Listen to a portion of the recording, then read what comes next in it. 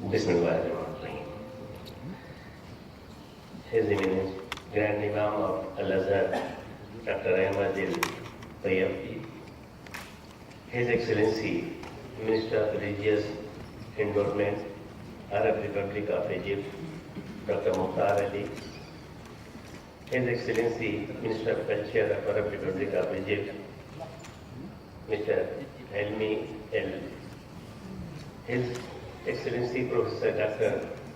Shawaki, Grand Mufti of Egypt, Professor Dr. Muhammad Hussain, General Mufti of Jerusalem, Professor Dr. Abdul Hid Azza, President of Al-Azhar University, Dr. Shamsul Kareem, and distinguished friend. Assalamu alaikum. The Islamic world is passing through a most challenging time, and root cause of the problem is growing radicalism due to a misuse of religion to gain political power by some radical groups backed by some forces who have vested interest in perpetuating the conflict. These peoples are misinterpreting the Holy Quran and Sunnah in a fashion to serve their narrow interest. There is no crisis in religion as such. Islam, in fact, has provided a peace, stability to a different region of the world for the centuries. Islam is a religion of mercy, unity, most importantly, peace with one self and others. To defend, not to fight. Over 1.5 billion Muslims across the world adhering to Islamic faith do not endorse the violence and trade against the Islamic ethos. Radicalism and terrorism are the greatest enemy of humanity and Islam. It is a common duty of all, including the Islamic scholars, Islamic world, to come forward to be united in endeavor to remove the scourge of terrorism and radicalism. Islam is an ethical, monotheistic religion. Muslims view that all law, ethics and moral come from the God. Therefore, the scholars have no right to change the holy script of Holy Quran or Hadith.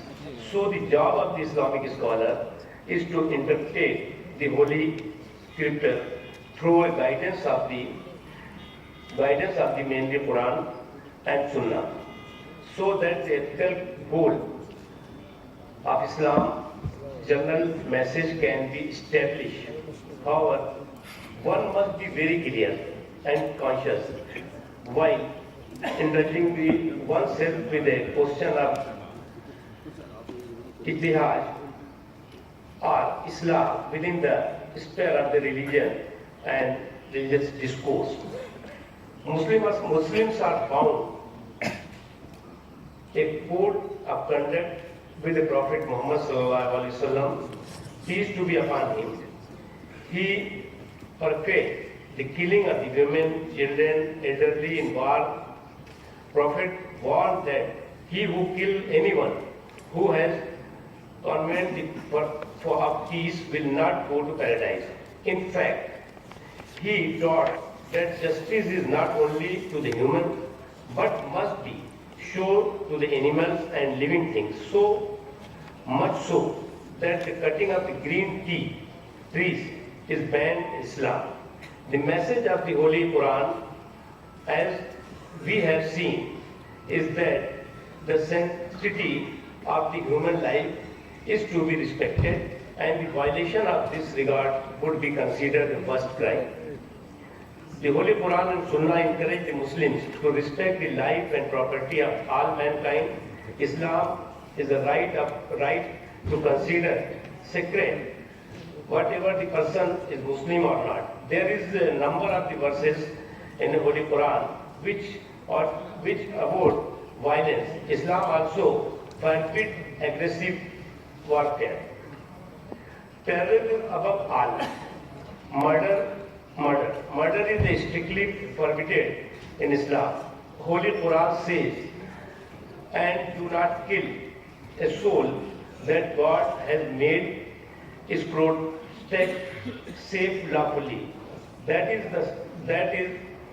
to say that the murder is forbidden in Islam. The death penalty imposed by the state for the crime permitted. The Holy Quran further says, whosoever killed a soul, it will be as he had killed all mankind. And he who saved the life, it shall be if he gave life to mankind. Prophet ﷺ also quoted saying, being a kind of other goods is a very matter of the kindness. So I am trying to short because my time is very less and we already distribute my written speech.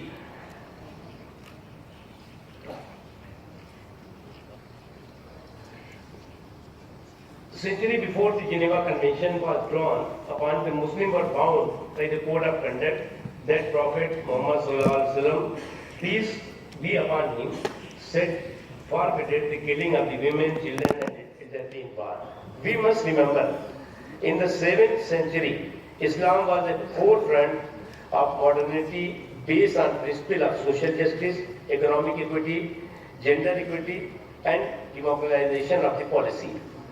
These principles have not been changed. The Muslims believe that those who seek knowledge will be awarded by the paradise.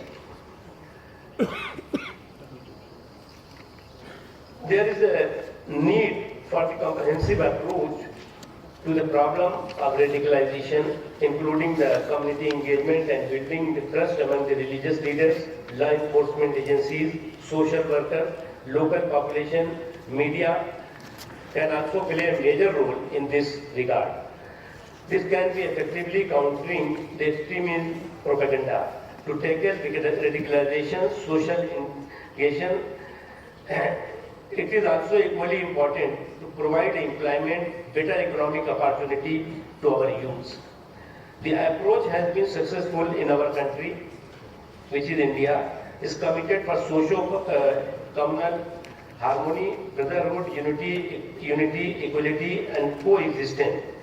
This is the reason that to large extent of the terror group had failed to lure the Indian youth toward their ill design against the humanity. I am happy to state my experience that imams and other religious leaders have played a role and an ambassador of spreading the peace, brotherhood in the society. Muslims in India, despite of the effort of some forces, have not been adversely influenced. This is largely because of the true Islamic teachings and messages given by the imams and other religious leaders.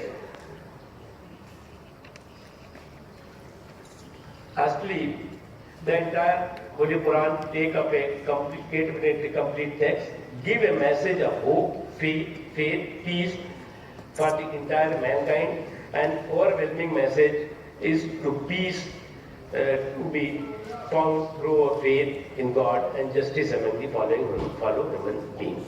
Thank you, Shukriya.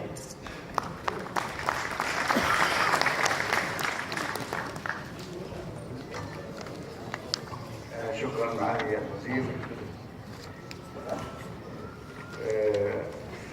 أشكرك على الالتزام بالوقت الحقيقة، كما نشكرك على هذه المعلومات الوافية التي بيّنت حقيقة هذا الدين في جوانب عديدة، سواء ما يتصل منها بالتشريع للجرائم أو التشريع للبناء الحضاري أو غير ذلك مما جاء في هذه الورقة الطيبة. والواقع أيها الإخوة، نحن في حاجة الآن ماسة إلى عمق الفكر